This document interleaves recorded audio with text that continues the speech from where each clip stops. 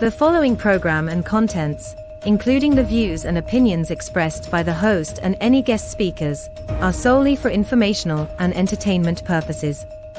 The views and opinions expressed are not endorsed or supported by Reawakening Media Company, the X Zone Broadcast Network, their employees, affiliates, or advertisers. The host and guest speakers are solely responsible for their own perspectives, and their views do not reflect those of Reawakening Media Company, the X Zone Broadcast Network, their employees, affiliates, or advertisers. The information provided in this program should not be considered as professional advice or as a substitute for professional consultation. Listeners and viewers are encouraged to form their own opinions and seek independent advice when necessary. Reawakening Media Company, the X Zone Broadcast Network, their employees, affiliates, and advertisers hereby disclaim any liability for any claims, damages, or losses incurred as a result of the information presented in this program.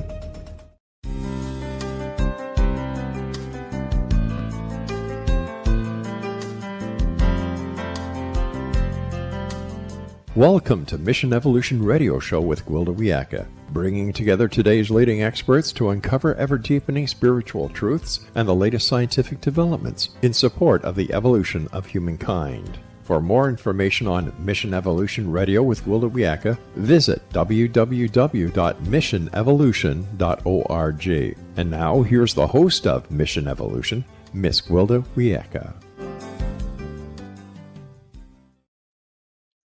Mission Evolution is coming to you on the X Zone Broadcast Network and X Zone TV on Simul TV Channel 32 from our broadcast studios in St. Catharines, Ontario, Canada. This hour will address Reawakening, Finding the Torch Within. Many are looking for someone or something to inspire them. Could it be we're searching for creativity in all the wrong places?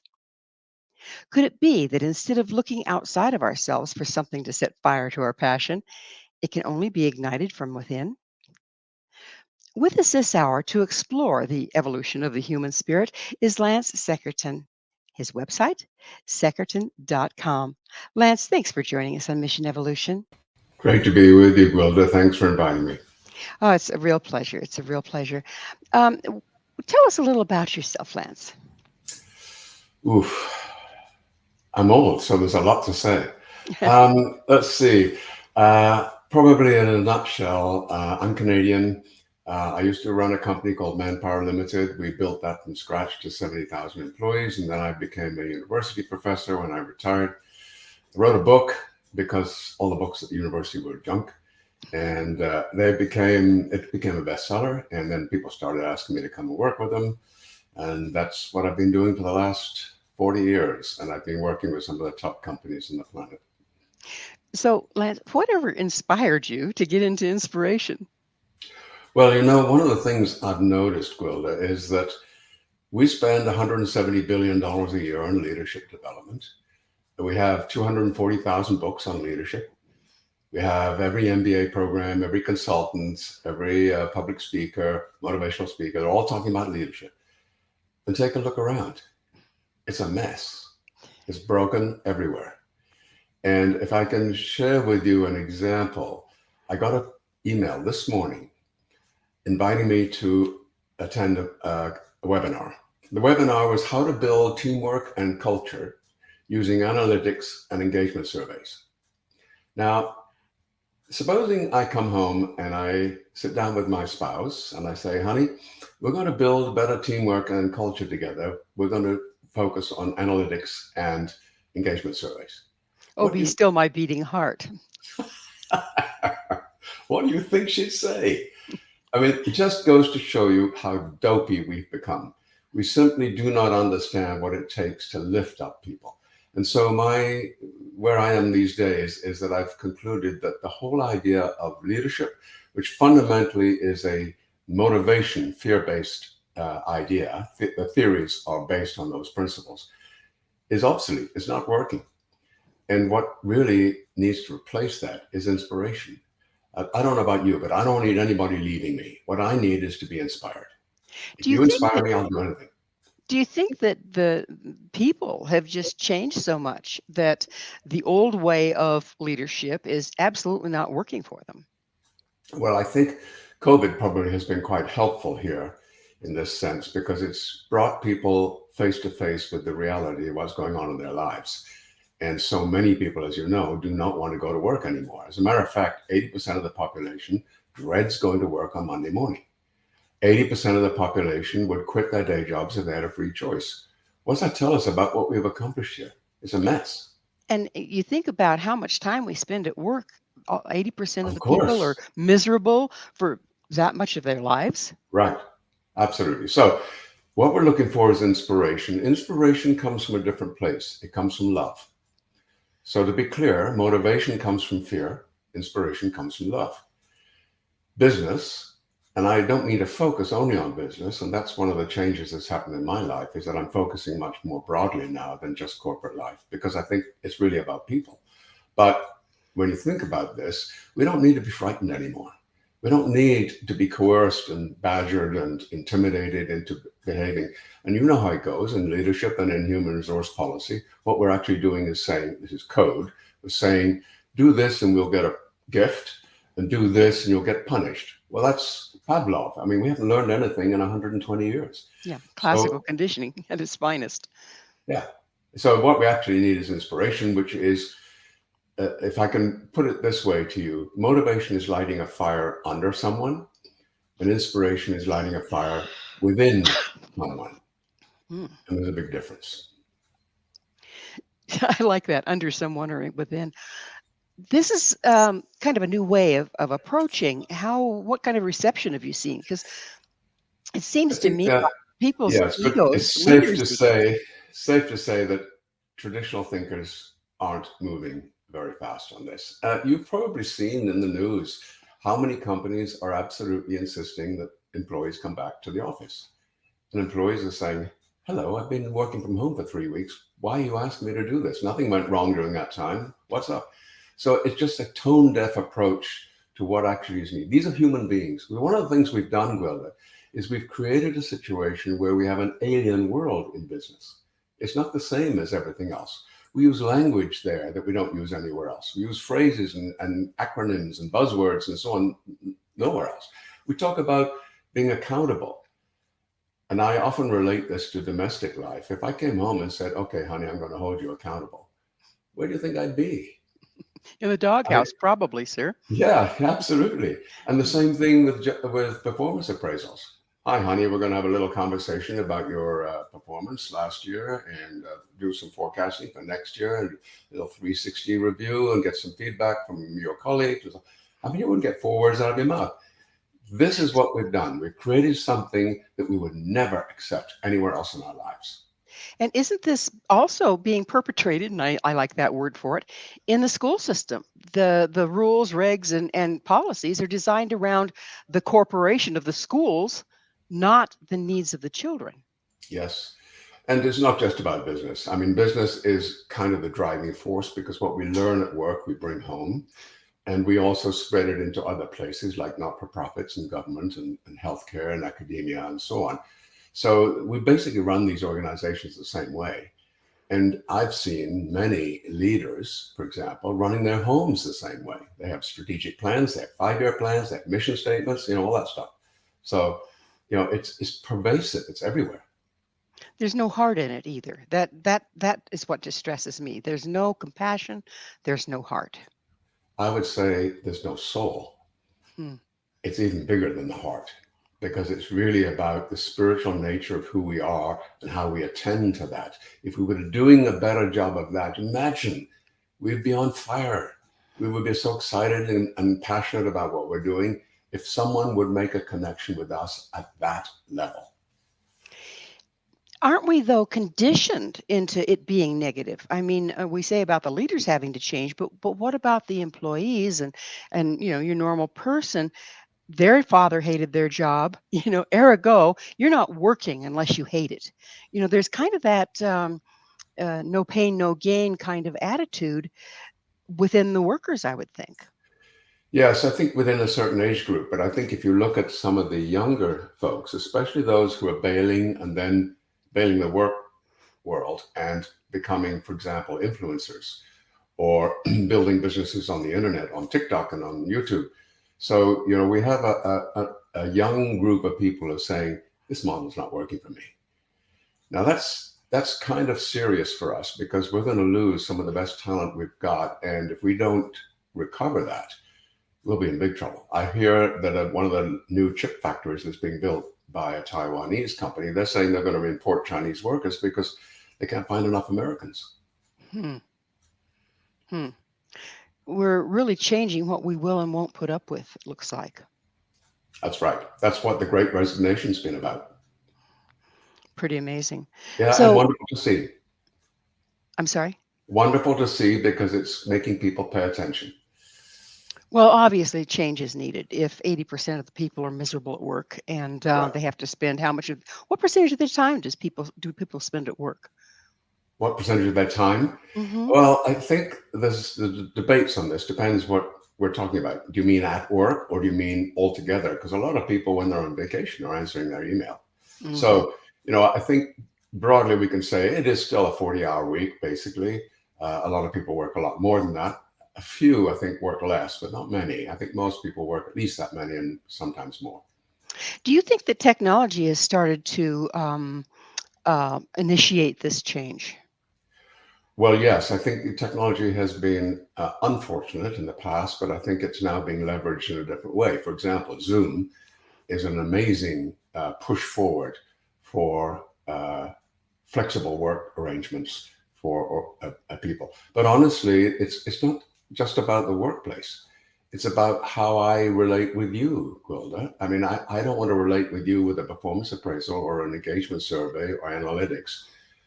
I want our hearts to connect. And you think that can happen over Zoom? Yeah, I do. And not only that, but I think we have to be quite clear that this is just the beginning. Zoom was around before, but if you remember, it's only 3 years ago we were having horrible conference calls that were falling apart, and we were dropping calls, and it was hard to hear people and so on. Zoom came along, and then COVID, and so Zoom took off like a rocket. And they had, I should think, in about 2 or 3 months, they did about 10 years of research. Now, imagine Zoom with artificial intelligence, with 3D virtual reality. We're going to have to pick up on all of that, and that's a very good point, on the other side of a station break. Okay. Lance and I will return very shortly, so don't go away. This is Mission Evolution, www.missionevolution.org. What does it take to inspire you? With us this hour discussing the torch within is Lance Secretan. Lance, we were just starting to talk about the artificial intelligence and Zoom and way things are moving forward and how it's affecting people. Would you mind continuing with that? Yeah, I just think we need to imagine, Gwilda, what the future will look like. If you think about how quickly we've evolved, just in, the iPhone came out in 2007.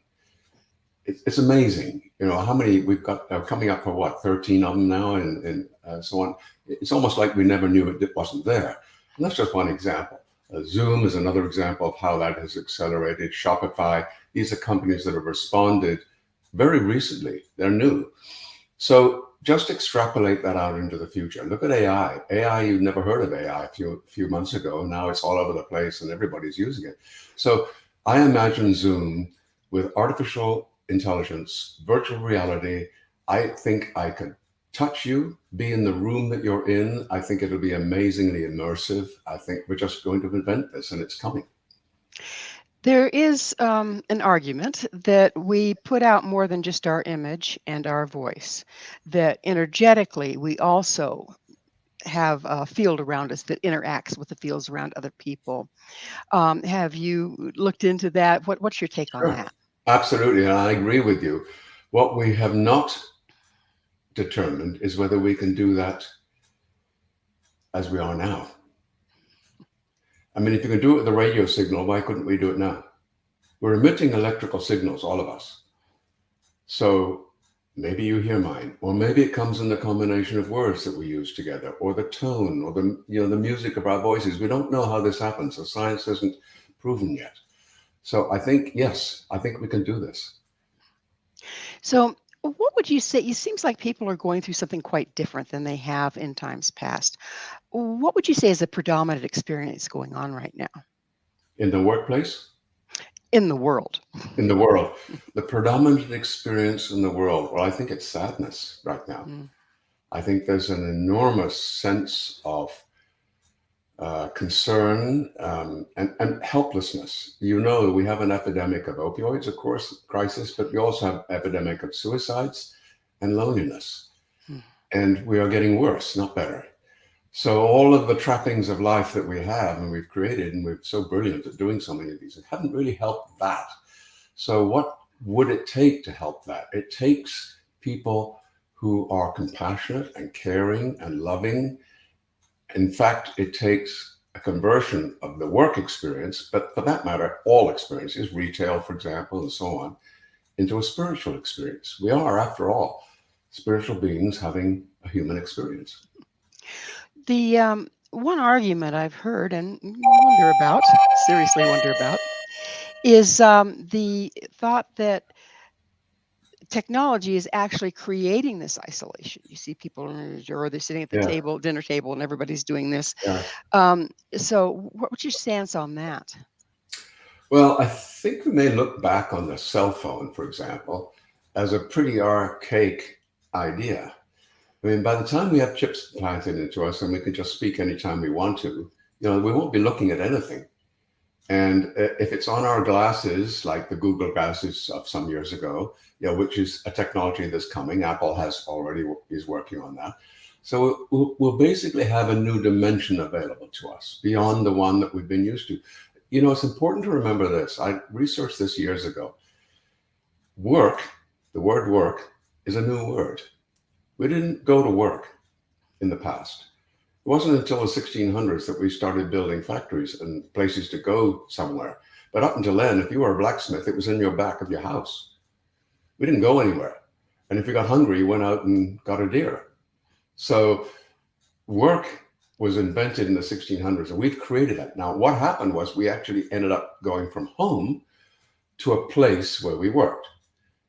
COVID came along. We're going from a place where you work back home. In other words, we are simply rewinding 500 years, where this is our natural place. The other argument is the massive changes that happened on the planet when everybody was isolated and not driving around and this and that. The wildlife came back in force, Right. and we're worried, and rightfully so, about our impact on the environment and global warming, et cetera, et cetera. It would appear to me that people working from their home would go a long ways towards alleviating some of it. Yes, Um, absolutely. are you in that stance too? Yeah, So, absolutely. so what's the objection? Wouldn't it be cheaper for the companies to not have to maintain these huge high rises with the cubicles and, what's Not the to mention, objection? not to mention the fact that we could solve our housing crisis by converting downtown buildings. And even now, New York City is about 50% vacant. So, and I tell you what, I don't want to be a commercial landlord. That's for sure. I think that's the worst business in the world right now. So it's going to be painful. You're absolutely right. That's what we should be doing. And we're clinging to very old-fashioned ideas, just as we used to with the industrial. When we moved from factory to the office, we were still using factory ideas, Mhm. time clocks and so on. And so we're doing the same thing now. We're just stuck in a 1970s, 1980s kind of mode of thinking, and we haven't caught up. And new leaders will, though. And that's the great hope. New leaders will do this. Young people realize this is silly.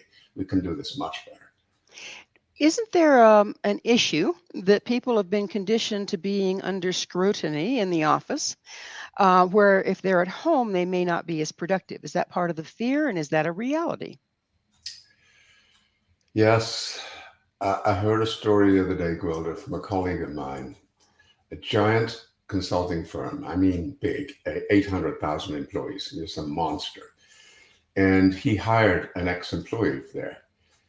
And she had this twitch where she was shaking her hand all the time. And he said, "Why have you got this twitch? What's that?" And he said, "Well, the company I used to work for monitors my keyboard. So I have to keep moving my hand on my keyboard all the time in order to make sure they think I'm working. This is what we've created, Gwilda. This is the nightmare that is facing people. They don't want to be part of that. But this is what's going on in the workplace with old-fashioned thinkers. And explain the logic of this. What is the thinking that's going on? Just because you move your hand around doesn't mean you're productive. But she was so neurotic and so burned out and so traumatized by this experience, she couldn't even stop it. It was a tic. There's, been reports over the past 10 years or more about the brutality of the treatment of people in large corporations, how they burn people out, toss them out, and get somebody new. Do you still see this going on? And how can we shift that? Well, it's interesting you ask this question, because I think it points to many things in many parts of our lives. Everything, we're very, very left brain, science-based thinkers. We always say, where's the evidence? Where's the data? Where's the Excel spreadsheet? You can't do that with sunsets or poetry or symphonies or falling in love or making love. I mean, these are things that don't lend themselves to a spreadsheet. So what we've done in business in particular, and it's spread, as I say, everywhere else. So business is the engine, but it's everywhere, is we have made everything analytical. I mean, I don't know about you, but every time I see some sport, it's always about the statistics. Nobody's talking about the beautiful play, the stunning moves that people make and so on, or the relationships that people have with each other. It's all about 2-0 or 15 all or whatever, and then it's all about the money. How much did they pay for this player and so on? That's what we've created. So that's not a spiritual world, as you would know. And therefore, we want to move in a different direction. And that's the direction that lights our fires. Money doesn't. Exactly. We're immersed in it, though, and have been for generations. How do you see starting to shift this? Well, I try not to be or get myself into a situation where I'm disappointed. So I don't want to work with a company that has no interest in doing this. It's too hard work. So and there's too many opportunities to work with other people that do want to go this way. So I look for signals from companies or people. I need to grow. I need to change. This environment for me is not working. I know we can do this better. If you're on that path, there's so much we can do. So the answer to the question is, we've got to find the low-hanging fruit, the people that are really interested in making an evolution, to use your term, and it's an evolution into the spiritual journey. But after all, work should be a spiritual experience. Well, we've been talking about spirit and being spiritual, and we have a little bit of time left in this segment. Would you define what you mean by that? I mean, there's a lot of different meanings to that word. Yeah, I'm not sure I can. I think it was Voltaire who said the vaults of 6,000 years will not reveal the secrets of what the soul is about. Well, it's kind of like St. Augustine said, I know what time is, but I can't describe it. And it's kind of like that, isn't it? We know what time is. I know I'm quite clear about what time is, but I can't tell you exactly what it is. It's the same with leadership, by the way, which is why we can't teach it. How can you teach something you can't define? I used to teach this stuff, and I've written 24 books about leadership, so I should be scolded for promoting all this rubbish. But I'm on the road to Damascus now, so I'm converted.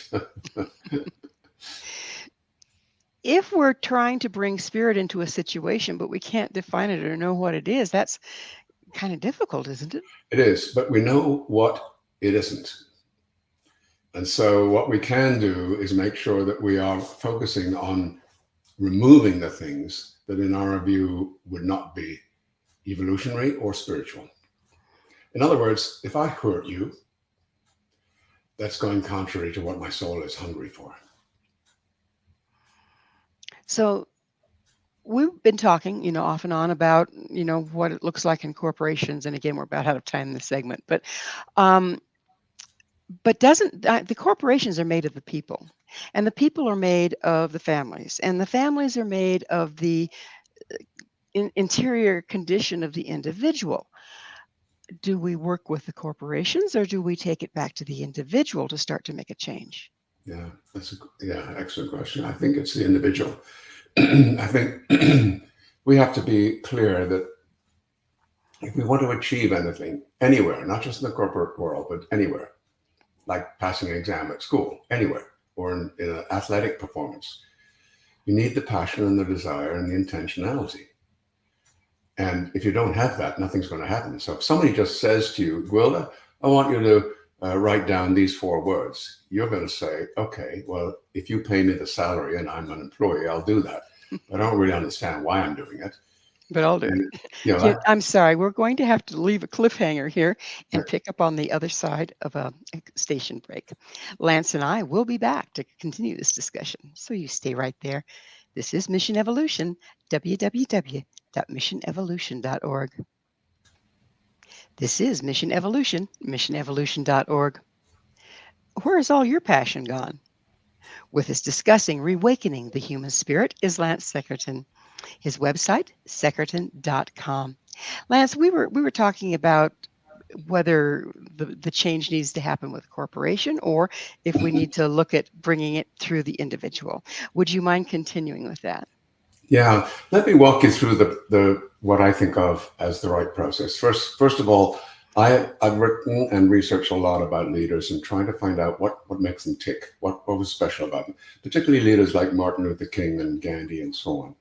And they had a following. So, how many CEOs have a following? That's the sort of thing that I'm trying to see. What was the secret there? Well, here's what I discovered. First of all, you need to become inspired yourself. It's very hard to inspire other people if you're not full. So you can't come from an empty place. You can fake it for a while, and we all have to, but it doesn't last, and it's not forever. So the first step is to become inspired, and we do that by understanding what is our destiny, what is our calling, and what is our character. Those are 3 things. We call that the why we do. Secondly, building inspiring relationships, and one of the most important parts of that is to remove the language of war from our vocabulary. You'd be amazed at how often we say something will blow us away, or let's destroy the competition, or let's nuke that, or that's the bomb. You're drop dead beautiful, Gwilda, and so on. We do this all the time in our phrases. This is toxic language, and it's destroying us. And lastly, to be inspired, we need a dream. Everybody needs a dream. Now look, if we know why we're here on the planet, every great leader knew that. We have a dream, and we use the language of love, not war. We will fill up our own tank. Now we can go to others and inspire them. And let me just tell you quickly what that looks like. Years ago, we asked people, what do they not like about people? And here's what they said. We don't like cowards. We don't like phony people. We don't like people who are selfish and self-serving. We don't like people who rule with fear. We don't like people who lie. And we don't like people who are incompetent. So we said, okay, that's 6 things. This is not rocket science. Let's do the opposite. The opposite is courage, authenticity, service, truthfulness, love, and effectiveness. That's an acronym for CASTLE. We call these the CASTLE principles. And we love people, Gwilda, who are courageous, who are authentic, who serve others, who tell the truth, are loving and effective. If we live the CASTLE principles, we'll be inspiring. And if we start from a place where we have our own well filled with inspiration, we'll be the inspiring person we want other people to be. It sounds like there's a lot of internal work to be done, a lot of soul searching, a lot of evolving, if you will, before you can even dream to become an effective leader. Yes, absolutely. It's all about the inner job, isn't it? I mean, leadership is an inside job. But I also want to just make sure we understand what leadership is, because you're leading now in this role. You're leading me. And your engineers lead me at times too, helping me with mics and so on. And as a partner or as a parent, we're leaders. Even in the schoolyard at 6 years old, we're still a leader. Sometimes we're leaders, sometimes someone else is a leader, but we all have roles in various parts of our lives. If you're in a supermarket and you want some advice, there's a clerk in the store that's going to be your leader for a while. So leadership needs to be understood in the broadest context. It's not just a C-suite thing. It seems to me that so many people historically have attached their ego to being the leader rather than having any concern whatsoever about who they're leading and how effective they are as a leader. It's just like this I'm the leader kind of approach, and it's almost rampant. I mean, it's like an epidemic out there that leaders think that because if they can take a position of leadership, that gives them self-worth. Would you speak to that a little bit? How can we turn that around? It's very addictive, Gwilda. I've been a CEO of a Fortune 100 company. I know how addictive it is. I know when I quit, suddenly I was shaking babies' hands and having photo op thing. I wasn't doing anything important anymore. I mean, it was like the next day, you're toast. So that whole imagery, that persona, that the chauffeurs and the private jets and the big money and all that stuff, very addictive. Very addictive. If you're saying give all that up, you want to inspire people, that's a big deal for a lot of people. So they get into a place where they just can't get out. I actually talked to a CEO who's told me, look, Lance, I'm only here for 5 years. So I don't need to disrupt everything and change everything and start all over. I don't need to do that. In 5 years, I'll be gone. It won't matter. That's what 5 wasted years then, huh? Yeah. But meanwhile, all the boxes are being checked with the quarterly reports and the earnings and the shareholders and all that stuff. That's all happening. What's not happening is people are not inspired. And therefore, ultimately, whatever they're putting out there is not inspired. It's not of great value. It's so just true. And the first thing I say, most of my clients are wonderful companies. So Microsoft, Starbucks, Kaiser Permanente, Humana, BP, great companies. And I always, when I start working with a company like that, I always say to them, you are an amazing outfit. I mean, really, you're fantastically successful. Look at Starbucks. I mean, look at Microsoft. Amazing. What would it be like if everybody was inspired? I mean, just a quantum leap in what would happen. Not to mention the joy and the happiness and the soulfulness that would occur amongst people. We've been talking mostly about the role of the leader. What about the role of the follower? It also appears to me, because I've been both, right? I've headed my own company and headed my own school and this and that. And one of the pitfalls, it seemed to me like if you are a powerful leader, you end up with children underneath you, waiting for you to make all the decisions and coming from a place of victim, that their wherewithal, their future depends on your actions. Let's speak a little bit to the followers. Are they in victim? What's going on there? Well, the follower, typically, this is a generic statement, there are lots of exceptions, but typically followers see themselves as followers. In fact, they should see themselves as leaders. Because I can be, as I was, a hotshot, powerful CEO of a major Fortune 100 company, but you take away all the people that reported to me and I'm nothing. So, I can brag about my wonderful position and all my money and cars and what have you, but it makes no sense at all without the importance of people. So who do I go to then for the support I need to get what I need done? And frankly, we need to rethink that. My spouse is a leader in lots of ways. And I defer to that person for decision-making in a bunch of areas. And that's shared, right? And that's how it should be in organizations and families, and for that matter, not-for-profits, healthcare, academia, and all the rest of it, police too. And what happens when we do this leader, in quotes, follower, in quotes, is we create a hierarchy. And people don't like hierarchies. And they don't function well in them either. It disables both sides of the coin, doesn't it? Yeah, and they're not inspiring. I don't want to be a peasant. Right? Exactly. So, but the other side of it is, and I personally am very passionate about the leadership that is something like a goose, okay? When you see a flock of geese flying, there's a lead goose. But they take turns because the lead goose is pushing the envelope for everybody else, and they just take turns, and it works. Right. I'm very big on that. I can see the power of it, but within that, do we suddenly water down the leadership? Do we suddenly disperse the forward momentum as human beings trying to do that? I don't think so. There's nothing wrong with the way geese fly. They're very successful doing that, and they share the leadership responsibilities. Tell me, in a flock of geese, who's the leader? The leader, I think, is the one in the front for the time being, but the others play a role too. Who's keeping the formation? Who's keeping up the back? I mean, there's lots of decisions being made. It's not just about the leader. And it's a collective leadership, and that's what we're actually looking for. That's what communes are about. That's what some of the great co-ops are about. Some of the greatest companies in the world, like the leading co-op in Spain, for example, they're cooperatives, and they don't have that kind of leadership structure. They function in different ways. One of the biggest organizations on the planet. And then, but that's the argument I do hear against cooperative leadership is that, oh, we'll suddenly not have a strong leadership and things will start getting scattered and fall apart. What's been your experience with that? Caca de Toro. I just don't think it's true.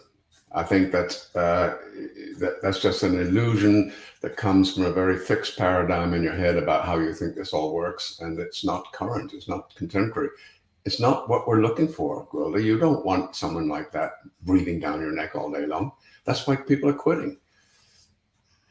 It seems to me like we have bred a more independent youth in a certain way. Yes. I know that in some ways we've enabled them, and there's a little ways they need to go to have the resilience they need, but also they've become pretty independent, haven't they? Yes, but I recoil from pigeonholing by age, like Generation X and Y and all the rest of it, because I'm from the silent generation. What does that make me? I mean, so what? What difference does that make? You don't know anything about whether I'm technically competent, what I know about technology, whether I write or whether I'm educated. You don't know that. Just labeling me as a silent generation member means nothing. So I think that we need to get out of that. Yes, we have empowered these young people, and thank goodness they're going to save us, because by the look of it, old people are not going to do it. Exactly. Yeah. We definitely need to find some new inspiration and new way of doing things, because everything is moving very quickly right now, and I see a lot of things falling apart. Yes. It's not a bad thing, though, is it? Well, it's who we are, right? That's the question in the end. I teach my students, I teach this work all the time in master classes, and I teach my students this idea. And the question I ask them is this: what are you teaching when you're not speaking? Now think about that. If you're not speaking, what's happening? I use the example, if the Dalai Lama walked into the room that you and I are in, sat down in the corner, spent 15 minutes there, silently, didn't say anything, then got up and left, we'd be inspired. Why? And again, we're going to have to answer that question on the other side of a station break. Please stay with us as Lance and I continue to explore the evolution of inspiration. This is Mission Evolution, www.missionevolution.org. Has all the fire left your life? This is Mission Evolution, missionevolution.org. And we are discussing the Dalai Lama, believe it or not. Our guest is Lance Secretan, and his website is secretan.com. Lance, you were speaking about how if we were sitting in silence and the Dalai Lama walks in, we all sit quietly together and he walks out, yet people are left inspired. Would you go on with that, please? Yeah, and so the question becomes, what is that? And the answer is, it's who we are. We don't teach what we know. We teach who we are. And if you just took that idea and played it out over every function, like husband, wife, child, friend, citizen, healthcare worker, physician, CEO, etc., policeman, and so on, play that out. Who we are. I don't know if you've noticed this, but there are cops that you bump into. I'm sure we all do, traffic stops and so on. And sometimes they're amazing, and sometimes they're awful. And they're a cop. They're the same thing in different body, physical form, but one is projecting a quite different energy from the other. What inspires us? We're not inspired when people intimidate us. We're inspired when people love us, care for us, are kind to us, and lift us up and make us feel larger. That's when we're inspired. That's all we need to learn. It's not that difficult. I was in a meeting, Gwilda, many years ago, working with a large company in Colorado. It was a big hospital system. I do a lot of work in healthcare. And by the way, before I tell you that story, there's a shortage of nurses, as you know, in healthcare. I always tell healthcare leaders, there's no shortage of nurses. We probably have trained 10 times as many nurses as we need. There's a shortage of places nurses want to work. That's the problem. And looking at the wrong end of the telescope is not going to solve this problem for us. So anyway, I was standing in this room. It was my first day consulting with this company. 32 CEOs in this room, all running different businesses and organizations. And one guy gets up, his name is Tom Anderson, and he rails into me, Gwilda. He's telling me, you're full of fluff. It's kind of ridiculous. You must be from California. This is all woo-woo, and this is never going to work in this organization, and you better go home. And I'm freaking out because, inside, I'm trying to stay calm on the outside. And I'm thinking, what do I do now? Because this is about a moment when I'm either going to lose a client or we're going to make a breakthrough. I'm not sure which way it goes. I'm hoping for the latter, but it could go the other way. So I said to him, Tom, I think I know what you're trying to say, but could you say it in a way that is inspiring for me? And he said, sure. Stood up, started all over again, said things quite differently. And you can imagine the room, everybody was holding their breath. I didn't know where this was going to go. It looked very, very nasty. And it turned out very well. So the key question I learned in that moment, I sort of taught myself how to do this by stumbling into it. Ask the question, can you say this again in a way that's inspiring? You're fired, Gwilda. Can you say that again in a way that's inspiring? We can do that. We can do that. There are lots of people who will tell you they got fired and it was the best thing that ever happened to them. And they were taken care of and looked after and everything worked out well. And then there are others who say it was just awful and that they were wounded probably for life as a result of that experience. So we have a choice. Don't we also have a choice the way we take those things, regardless of how they're presented? Yeah, I agree. I can't add to that. Yeah. So how has leadership changed in the last 20 years? There's been some big changes. And of course, as we've ascertained over the past hour, there's many more needed. But what's the trend that you're seeing here, Lance? Well, I think what we've done is we've deepened the scientific method approach to running things, not just business, but everything, even our families. And I think that's been a mistake. And I think we have to come back from that. And I think enlightened people will come back from that because they can see the advantages of that. It doesn't take much, does it, to see what happens when we're inspiring with someone and magic occurs. That doesn't happen with a performance appraisal. That doesn't happen with a dictate to an employee, do this or I'll fire you. It comes from a different place. So if I'm coming from my heart first, and my learning around this is that if I'm inspired, I'll do anything. That's what it takes. I smell a rose because I'm inspired. I go to a movie that inspires me. I go to restaurants that inspires me. I go to work for companies that inspire me. I fall in love with someone that inspires me. And as soon as that inspiration leaves, I'm gone. So the key to everything is inspiration. Inspiration is from the Latin spirare, meaning to breathe. So we're breathing in spirit when we're inspired.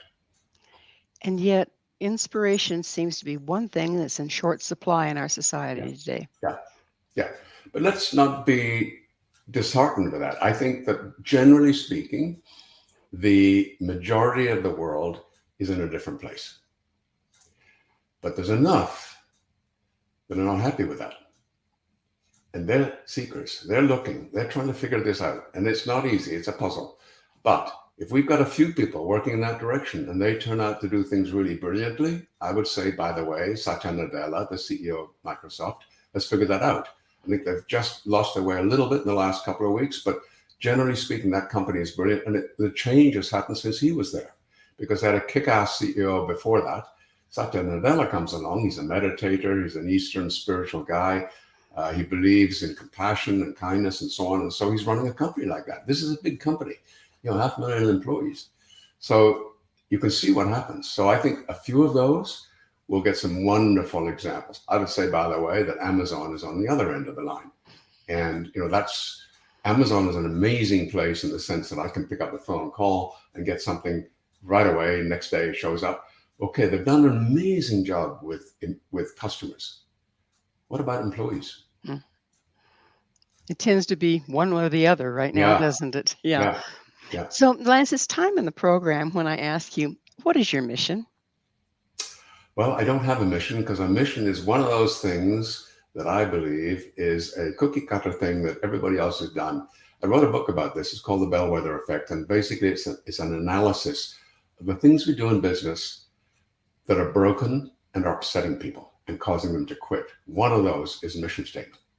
Because, we go from company A to company B. I tell you a story. I sent 3 mission statements to 3 CEOs of 3 giant corporations, and neither one knew whether they got their own or not. I shuffled them up and sent them the wrong ones, and then they didn't know. They couldn't tell. So I said earlier to you, I don't have a mission. I have a dream. My dream is to create a more inspired world. Beautiful dream. Well, that's what inspires us. Dreams. It's not a mission statement. I'm not inspired by mission statements, generally speaking. Some might be inspiring, but generally speaking, no. What's the dream? What's the big thing you're trying to change in the world? How are you going to make the world better? When you leave, will you be able to say, I did well, I made a difference? You've said something that's pretty interesting. You suggest stress is a myth. It feels pretty real to most of us, and it's even become a diagnosis of sorts. So what do you mean when you say stress is a myth? Stress? Yeah. Stress is a myth. Stress, by definition, is our reaction to a situation. And as Viktor Frankl has told us, there is a gap between the decision and the choice you make. And in that time, you have freedom, the freedom to choose. So somebody cuts you off in the traffic as you're entering the freeway. You can do one of 2 things. You can scream and yell and tell him what an idiot he is and make sure he knows how smart you are and how stupid he is. And you can get yourself all worked up about this. Your blood pressure will go up, you'll start sweating, and you're done. That's stress. Or you can just wave and say, have a nice day. I'm grateful for the life's blessings that I enjoy. That's a choice. I don't need to get riled up about this. I just need to learn to let go. So I hear you saying stress is a choice, not necessarily a myth. Correct. And stress management is a typical example of the aspirin approach, topical approach. Doesn't solve anything, just takes away the temporary pain. So you can take a drug or drink or go to a movie or read a book or whatever, and the stress will temporarily go away, but it's still there. I mean, the fact that you screamed at the driver doesn't change if you now have a donut. That doesn't make any difference. You still stressed your body and created a rush of cortisol and adrenaline and so on, which is totally unhealthy for your body. So Lance, what's your vision for the future if more people become inspired from within? Well, I dream of a world, and I don't think this is utopian, and I don't think it'll happen overnight, nor everywhere. But I dream of a world where there are a few places where people are enlightened, where they do understand the value of people, where they do address them not as mechanical beings getting a job done or a task or an output, but rather as humans. One of the things, for instance, that I would do in an organization is I would make everybody responsible for the dreams of the employees. If you're cleaning toilets every day, it's very hard to motivate that person. It's a job. If it pays well, they'll keep doing it. But it's not what lights their spirits, lifts their hearts. So what's their dream? And, I've seen cases where, for instance, a woman has a dream of taking her kids to Disneyland. So the manager says, okay, let's make that happen. What does that take? How much does it cost? Let's start saving. Let's put your bonuses aside for that and so on. And I'll be your partner. I'll make that happen for you. That changes toilet cleaning. That's how you inspire people. Well, it's that magic time. We are out of time in this program altogether. But Lance, it's been wonderful sharing thoughts with you, and thank you so much for coming on the show. Been great to be with you, Gwilda. Thank you for the good work you're doing too. Thank you. All the best. All the best. Bye-bye. Bye-bye. Our guest this hour has been Lance Secretan. Lance is the author of Reawakening the Human Spirit, Finding the Spark, the Flame, and the Torch Within. His website, secretan.com. This has been Mission Evolution with Gwilda Wiyaka. For more information or to enjoy our past archived episodes, visit www.missionevolution.org. But most importantly, please be sure to join us right here next time as this mission continues, bringing information, resources, and support to an evolving world.